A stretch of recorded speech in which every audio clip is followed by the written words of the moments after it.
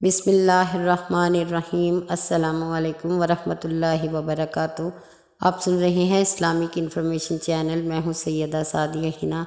अपने तमाम सुनने वालों के लिए अल्लाह से दुआ करती हूं कि अल्लाह अपनी रहमत आपके उन आंसुओं पर निछावर कर दे जो आपने किसी भी तकलीफ़ में रब की बारगाह में कर्ब से बहाए हैं, और आपके मुकद्दर के लफ्ज़ों की बदबख्ती की स्याही पर अपने नूर, अपनी रहमत और अपने रहम की बारिश कर दे। आमीन सुम आमीन।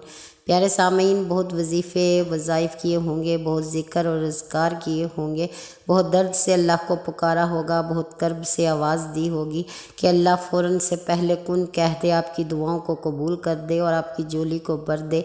लेकिन इतने ज़िक्र अज़कार के बाद, वज़ाइफ के बाद भी अगर आपकी बात नहीं बनी तो यकीनन आपके अमल में कोताही है।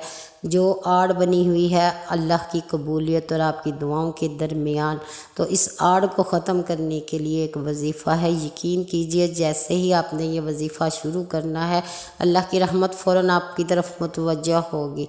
अल्लाह पाक आप पर आसानी करेगा, आपकी मदद करेगा, आपके रास्ते आसान करेगा आपके लिए।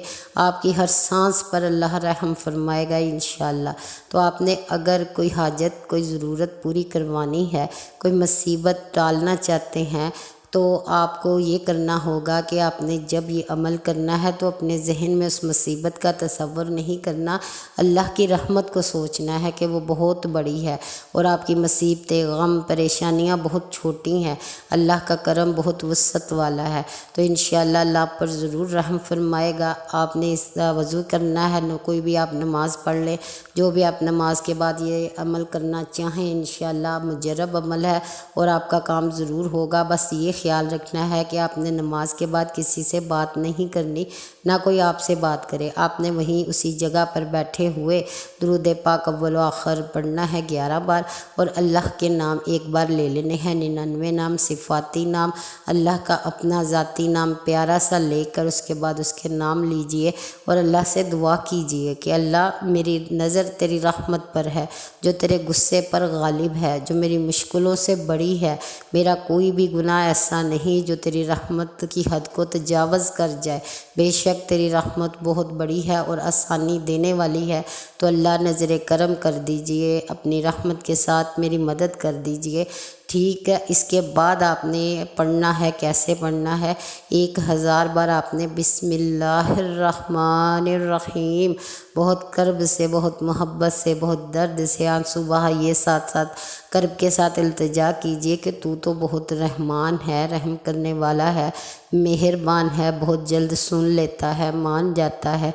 मेरी ज़रूरतों को पूरी करने वाले, मुझे पालने वाले, मुझे संभालने वाले, मुझे थामने वाले, मुझे इस वक्त तेरी ज़रूरत है, मैं तेरी मोहताज हूँ। ऐ अल्लाह मेरी मदद कीजिए। इंशाअल्लाह जब आप जाए नमाज से उठेंगे, आपकी झोली भरी होगी, अल्लाह की रहमत के दरवाज़े खोल दिए जाएंगे, आपके लिए आसानी मुकर्रर कर दी जाएगी। आपके लफ्ज़ों में जो भी मुकद्दर में दर्ज हैं, अल्लाह पाक बदबख्ती को दूर करेगा, आसानी दे देगा और इंशाअल्लाह आपको खुश कर देगा जिस तरह से आप चाहते हैं। आपने मांगना तो अपनी औकात के मुताबिक है, लेकिन वो अपनी शान के साथ नवाजेगा, और ये ऐसा नवाजेगा कि आपकी आंखों की ठंडक बनेगा, दिल का सुकून बनेगा, झोली भरी होगी इंशाअल्लाह। तो आपने ये अमल किसी भी हाजत के लिए, बड़ी से बड़ी मुश्किल के लिए करना है। अल्लाह के हुक्म से आपके लिए आसानी दे दी जाएगी। आपने इस अमल को 3 दिन पढ़ने की कोशिश करनी है, करने की कोशिश करनी है। तो एक दिन में ही काम बन जाता है, लेकिन इसको 3 दिन ही करते हैं। इसके बाद आपने सदका देना है, किसी को भी सदका खैरात दे दीजिए, एक वक्त का खाना खिला दीजिए। अगर उसकी भी तौफीक नहीं है तो जितना चाहते हैं आप बाहर किसी फ़कीर को दे दीजिए।